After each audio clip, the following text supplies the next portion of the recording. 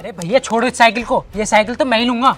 देख छोटे, ये बाबूजी की आखिरी निशानी है। इस साइकिल को तो मैं तुझे बिल्कुल नहीं लेने दूंगा, इसे मैं ही लूंगा। चल हट, छोड़ इस साइकिल को। अरे ऐसे कैसे छोड़ दूं? बापूजी तो वो मेरे भी थे, और जो आपने 2 दिन पहले जमीन बांटी थी उसमें आपने 5 गज जमीन फालतू ली थी, तब तो मैंने आपसे कुछ नहीं बोला। इसीलिए ये साइकिल छोड़ दो, ये साइकिल तो मैं ही लूंगा। लगता है ये तुम्हारा भाई ऐसे नहीं मानेगा, इसको तो आज सबक सिखाई दो। हाँ सही कह रही हो काजल, रुक तुझे तो मैं अभी बताता हूँ। रुको ए, तुम दोनों पागल हो गए हो क्या? जब देखो लड़ते रहते हो। अभी तुम्हारे पिताजी को गुजरे हुए 10 दिन भी नहीं हुए, तुम दोनों के बंटवारे ही खत्म नहीं हो रहे। अब किस चीज के बंटवारे के लिए लड़ रहे हो? अरे भाई साहब, मैं नहीं लड़ रहा इससे, ये लड़ रहा है मुझसे। आप तो अच्छे तरीके से जानते हो ये बाबूजी की आखिरी निशानी है, इसी पर वो घूमते रहते थे। अब मैं इससे बोल रहा हूँ कि ये साइकिल मुझे दे दे, ये दे नहीं रहा। हाँ सही कह रहा है तो ये तेरे बाबूजी की आखिरी निशानी, लेकिन ये अभिषेक कौन है? अरे मुझे क्या पता ये कौन है। क्या हुआ, चुप क्यों हो गया?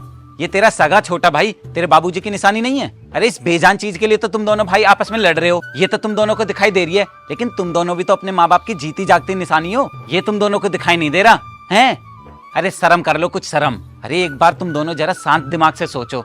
अभी तुम्हारे पिताजी को गुजरे हुए सिर्फ 10 दिन हुए हैं, लेकिन तुम दोनों के बंटवारे ही खत्म नहीं होके दे रहे। कभी तुम बर्तनों को लेकर लड़ते हो, कभी खाट को, और आज ये साइकिल को लेकर लड़ रहे हो। 2 दिन पहले जमीन को लेकर लड़ रहे थे। अरे पूरा गांव हंस रहा है तुम दोनों पर, मजाक बना रहे तुम्हारा। कह रहे हैं देखो बाप के जाते दोनों भाई आपस में कैसे लड़ रहे हैं। मेरी एक बात दोनों भाई याद रखना, मुसीबत में सिर्फ भाई ही भाई के काम आता है, कोई दूसरा काम नहीं आता। सिर्फ मजाक बनाते हैं लोग। इसलिए मेरी बात मानो, दोनों भाई मिलकर रहो, वरना दूसरे लोग फायदा उठा लेंगे। बटोगे तो कटोगे, बाकी जैसी तुम्हारी बुद्धि। मैं चलता हूँ। वैसे भैया राहुल भैया बिल्कुल ठीक कह रहे हैं, हमें आपस में मिलजुल कर रहना चाहिए। अरे क्या खाक सही बोल रहे हैं तुम्हारे राहुल भैया। अभी इसके माँ बाप जिंदे हैं ना, इसलिए ज्यादा ज्ञान दे रहा है। जब इसके माँ बाप मरेंगे ना, तब देखना खूब आपस में लठ बजाएंगे चारों भैया। बड़ा आया ज्ञान देने वाला। इसकी मत सुनो तुम, मेरी सुनो। हम तो अपने हिस्से की जमीन बेचकर शहर चल रहे हैं, और रही बात तुम्हारे छोटे भाई की, तो इसका ये खुद देख लेगा। अब खड़े क्यों, ये साइकिल लेकर चलो ना अंदर। ठीक है।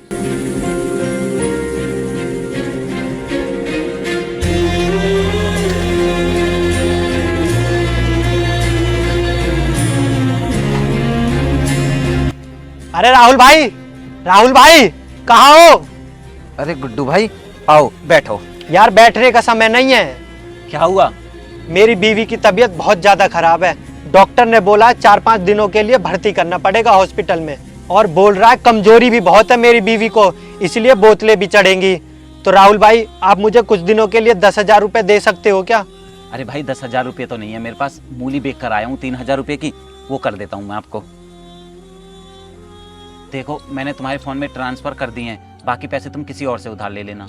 अरे राहुल भाई गांव वालों से ही पूछ कर आ रहा हूँ, किसी ने भी मेरी मदद नहीं की, तभी आपके पास आया हूँ। अब आपसे 3,000 रुपए तो मिल गए, लेकिन अब समझ नहीं आ रहा 7,000 रुपए का जुगाड़ कहाँ से करूँ। अच्छा तुम्हारी पत्नी घर पर ही है ना? चलो उसे हॉस्पिटल लेकर चलते हैं, देखा जाएगा जो होगा। चलो जल्दी। अरे गुड्डू भाई टेंशन मत लो भाभी की, भाभी ठीक हो जाएंगी। और रही बात पैसों की, कहीं ना कहीं से इंतजाम हो ही जाएगा। भाभी तुम बिल्कुल भी टेंशन मत लेना, मैंने पैसों का इंतजाम कर लिया है, और खून की कमी होगी ना तो वो भी दे दूंगा। भाभी वैसे भैया कहाँ है? अरे वो शहर किसी काम से गए हैं, बोल रहे थे शाम तक आ जाऊंगा। चलो कोई बात नहीं, मैं लेकर चलता हूँ। देख क्या रहे हो गुड्डू भैया, अब तो तुम्हें मेरी बात समझ में आ ही गई होगी। आखिर एक भाई ही भाई के काम आता है, गांव में कोई और काम नहीं आया ना, और वो भी बिना मदद मांगे। तुम्हारे भाई ने तुम्हारी मदद की है। चलो खड़े क्यों हो, चलो हॉस्पिटल चलते हैं भाभी को लेके। आओ।